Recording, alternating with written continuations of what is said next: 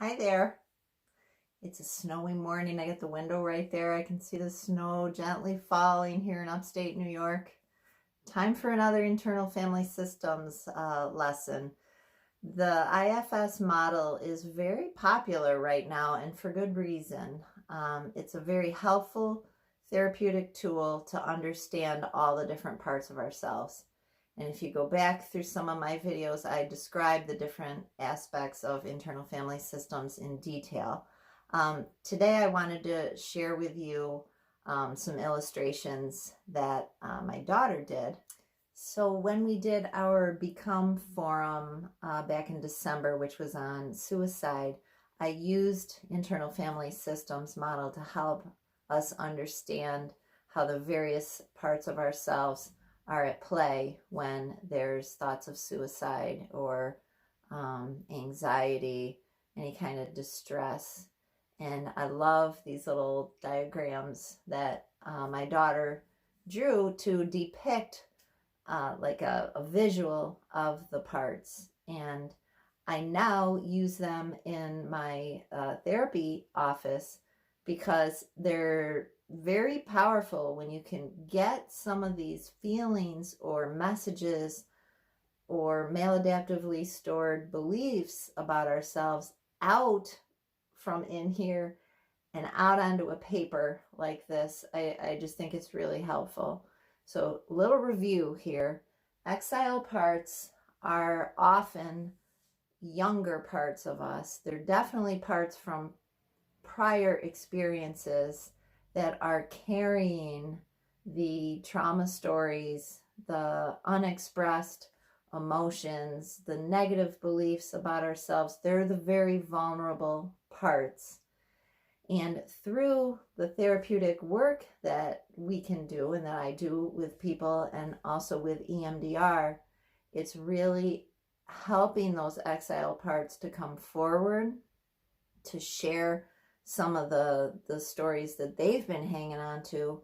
And exiles are exiled by the rest of the system because there's this fear that if they expose themselves or their stories, they're either going to flood and we'll be out of control, and we're going to look weird, or we're going to be out of control. Or there's another fear that if we're exposed, something bad could happen to us again. We're not safe. And this actually happens frequently, I'm noticing, with people that have been traumatized when they go to tell when it's happening. Like, let's say it's a child. The child goes through trauma or is being abused, and they go to tell someone and they're not believed or they're not kept safe. That is oftentimes just as traumatizing as the actual abuse. So fast forward to 2022. Let's say this is no longer a child, it's an adult. And the adult goes to share about their inner experience that the exile might be carrying, and they're not believed or they're very misunderstood. Then there's the hurt again. There's the trauma again. So exiles are protective for good reason lots of times. And the protector parts are manager parts. And they're the ones saying, okay, we don't know if this is safe to say anything or to let the vulnerability crack open a little bit. We don't want to be exposed. We want to maintain our appearance of we have this all together, or we have some kind of control. We want to protect the little exile. Oftentimes that's very necessary, but sometimes it's time for the exile to be able to integrate a little bit more and to heal a little bit more. And then, as I've explained in the past, little firefighters, they're just one step above manager. And if something dangerous slips past manager, firefighter shows up and they are either hyper aroused, attack mode, or anxiety mode, it's on, or they're hypo aroused. They're avoidant, they're shut down, maybe they're going to use substances or mindless scrolling. Just we're checked out because it's just too painful for exile or too dangerous for exiles.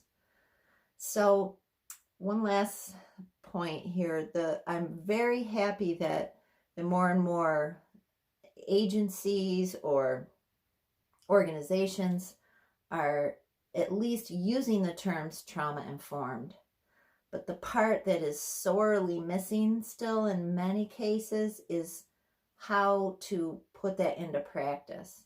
Not just saying it, oh yeah, we know about trauma, we're trauma informed. Okay, well, there's more to it than that. So I go back to what I said a little bit ago. It's really important to be present with the person that is acknowledging that there's trauma, or even not acknowledging that there's trauma, and the trauma is impacting how this person is behaving. It's not like get with the program, or yeah, that happened and it's over. Yep, we acknowledge it. Let's go. It's really understanding that maladaptively stored memory in there is alive and well, almost like it's happening again. One thing I learned in my EMDR training is PTSD is actually time misorientation. That was mind-blowing for me. So what happened back then, there's a part of my brain that thinks it is literally happening now. And it's the exile parts that are back in what I call trauma time. Managers are helpers. Sometimes they help a little too much. Firefighters too. They're the ones that can get us in big trouble. It's a gentle process, and getting to know who your exiles are, what their stories are, what their beliefs are that they're telling you about their world now are really key to healing. Again, thank you so much for your time and your interest. And please share if you think this information could be helpful to others.